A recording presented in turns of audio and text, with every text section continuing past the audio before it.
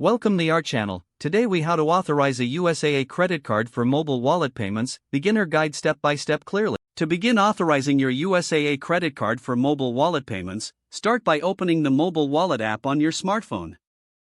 If you don't have a mobile wallet app yet, download one like Apple Pay, Google Pay, or Samsung Pay from your app store. Once the app is open, look for an option that says Add Card or Add Payment Method. Tap on that option to start the card addition process. Now, you'll need to enter your USAA credit card information. This typically includes your card number, expiration date, and CVV code. Alternatively, some apps allow you to scan your card using your smartphone's camera. Follow the on-screen instructions to complete this process. After entering your information, review it for accuracy before proceeding. Next, agree to any terms and conditions the mobile wallet application may present.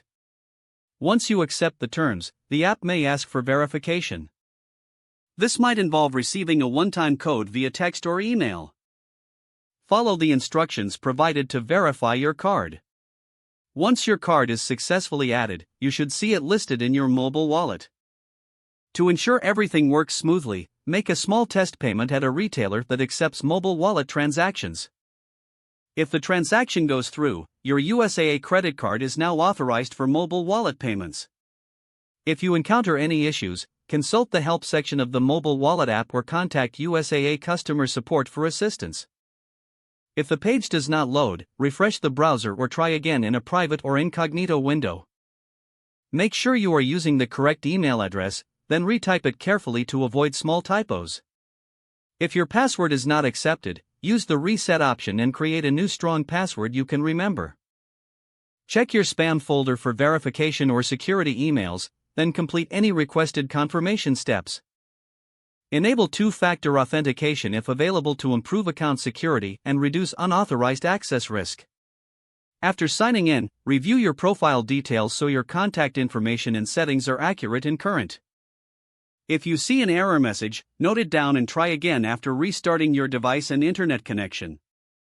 Log out when you finish, especially on shared devices, to keep your account and payment information secure. If the page does not load, refresh the browser or try again in a private or incognito window. Make sure you are using the correct email address, then retype it carefully to avoid small typos.